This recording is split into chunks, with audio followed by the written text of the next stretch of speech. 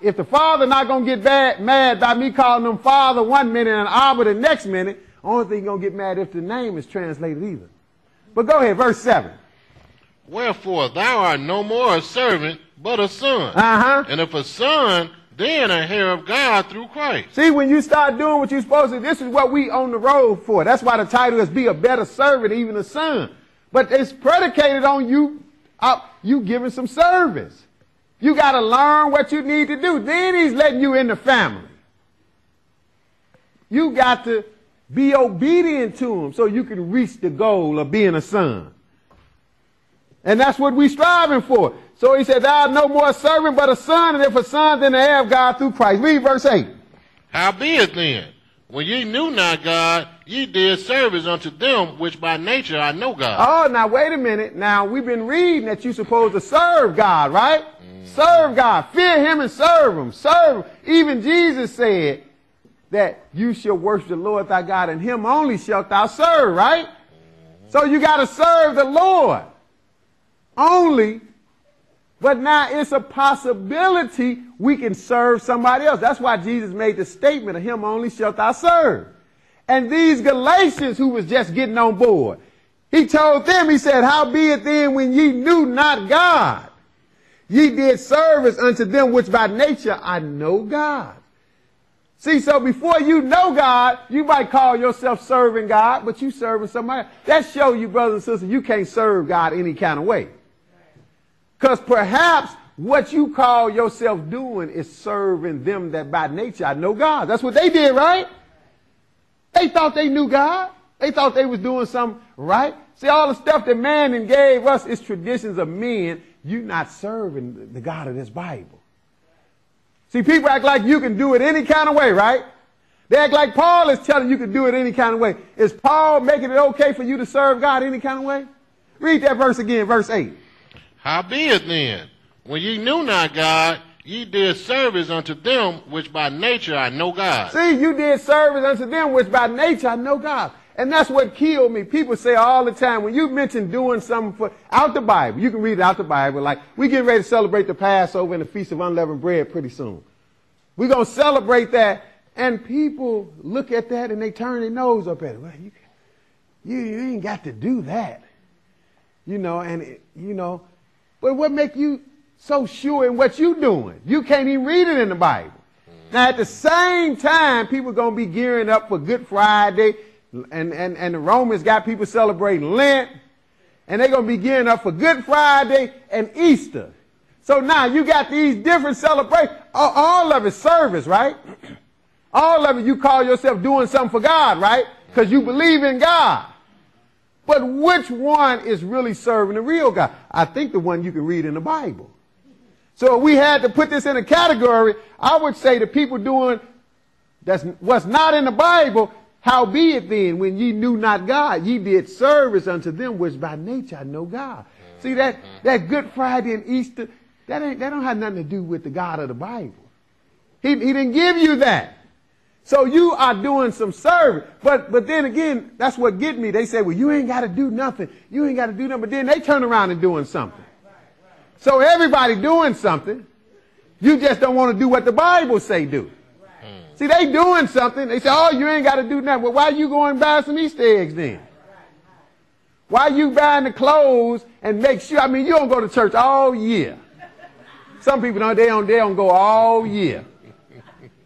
But they going to go on Easter. You think that service is going to do you some good? You just fooling yourself.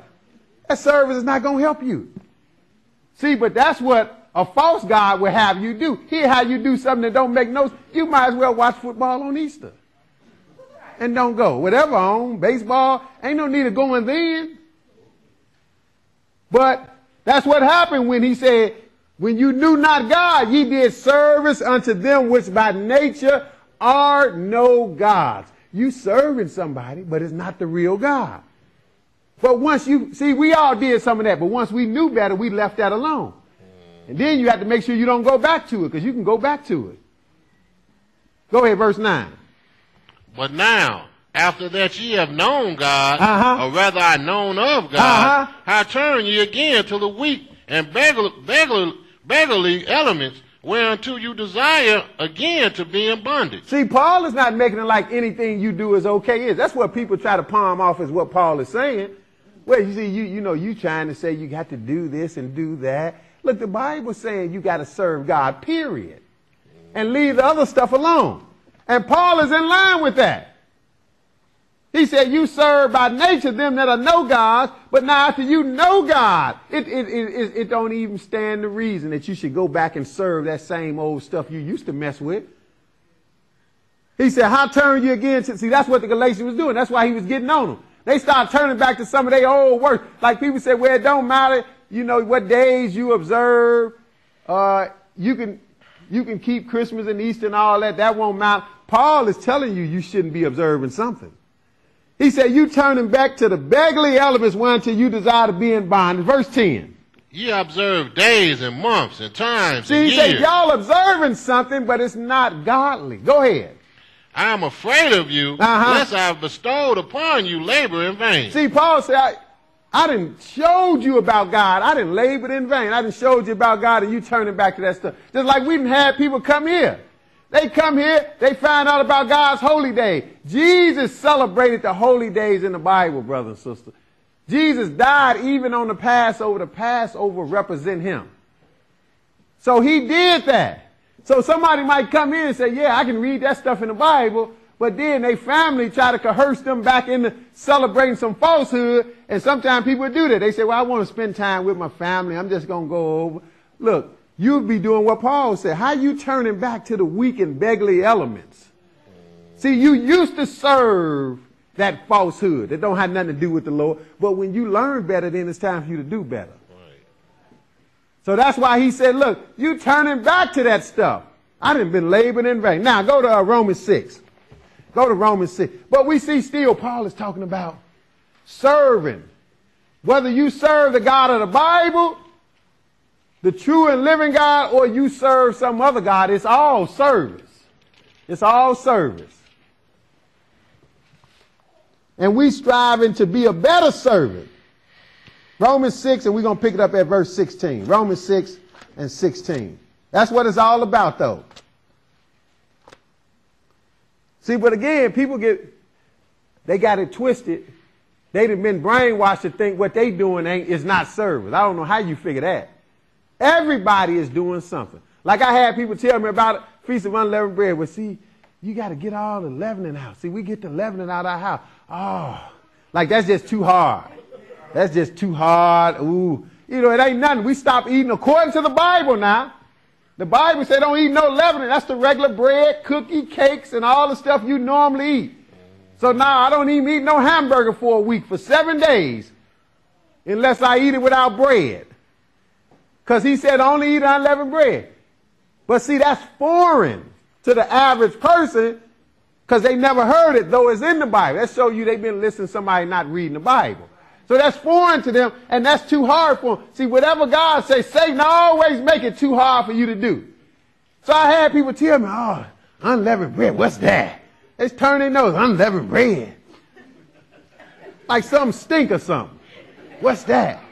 Oh, I said, yeah, we get the leaven out. We don't eat bread, cookies, and cake. We don't eat that for, oh, I ain't got time to be figuring it out. Yeah, but you had time December to run and get you a tree, didn't you? Right. What kind of foolishness is that? You got time to do something a man that made up for you to do in honor of God, which is a service that's to know God at all, because December 25th, I'm telling you, has absolutely nothing to do with Jesus. But you got time to do that. You fit that in your schedule, don't you? Come on, we're going tree shopping. Come on, go with me, girl. Help me find a tree. That don't make no sense. But you got time to do that.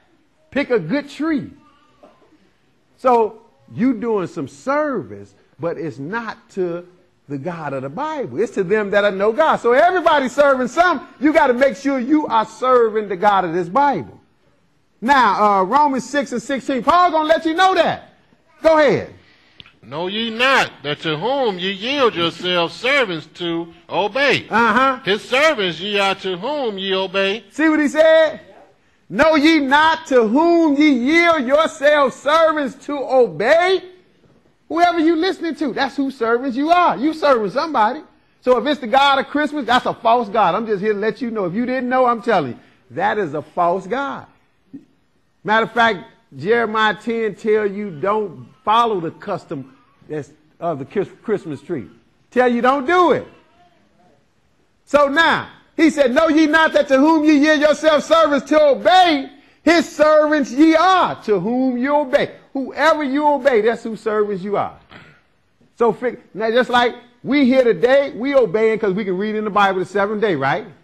We are here serving the God of this Bible then, right?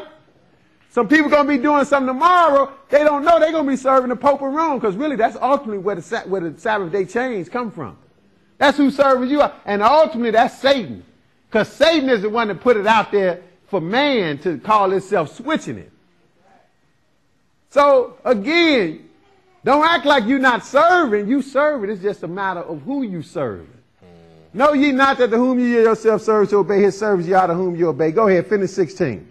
Whether of sin unto death or of obedience unto righteousness. Now what have we all done? Go ahead. But God be thanked that ye were the servants of sin. See, we all been the servants of sin, not just the Romans. Us here today, we all were once the servants of sin, but we realized we had to leave that alone. Stop serving sin. Even when I was in the world, I wasn't going to nobody's church, but I was serving myself then, doing what I wanted to do.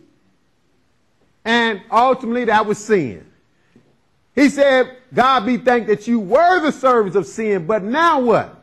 But ye have obeyed from the heart their form of doctrine which was delivered you. See, the Romans left that old stuff alone, and they started obeying, even obeying from the heart. That means from the mind, the doctrine that comes from the Bible. That was delivered to them. They got in line with this. Go ahead.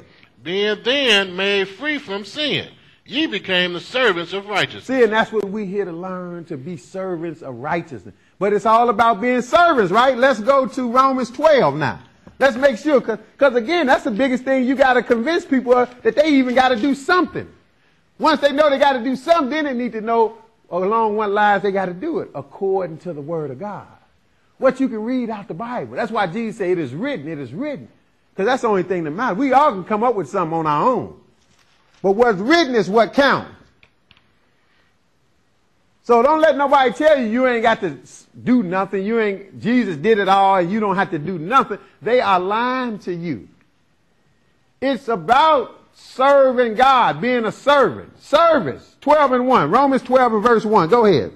I beseech ye therefore, brethren, by the mercies of God, that ye present your bodies a living sacrifice, holy, acceptable unto God, which is your reasonable service. Wait a minute. Paul is telling the Romans again, they got to do something, right? You got to figure out what you got to do first, according to what? And we know it's according to the Bible, according to the same guidelines that we can read in the Bible. The same law that Moses gave is the same thing Jesus said in Revelation. You better keep his commandments. Because Moses got it from God. So you got to do something according to this, because Paul is telling the Romans, he said, look, I beseech you therefore, brother. That means he is begging them of this, right? By the mercy of God, God is merciful, that you present your bodies a living sacrifice, holy, acceptable unto God, which is your reasonable service. So that's some service again, isn't it? He said, you got to do this. You got to dedicate yourself to serving God. People act like the Spirit going to do it all, right? Oh, I don't have to do nothing. The Spirit going to do it, right? Didn't he say present your bodies? That's a body, right? So, yeah, you better let the Spirit direct your body into doing something, right? See, the Spirit going to direct you. You're going to find out from the Spirit what it is you need to be doing. But first of all, we know you got to be doing something with your body, don't you?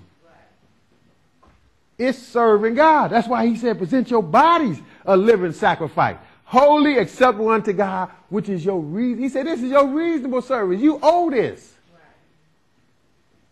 Go ahead, verse 2. And be not conformed to this world. And don't go along with the world. See, the world is on one path to destruction, and God got a straight, narrow path to life. So you can't go along with that. That's why the whole world, call themselves believing in God, but it's according to something contrary to the Bible. So he said, don't be conformed to this world, right? Go ahead. But be ye transformed by the renewing of your mind, that ye may prove what is that good and acceptable and perfect will of God. See, when you on the right path with God, you can prove it. You can prove what's that good, acceptable, and perfect will of God. Go ahead, verse 3.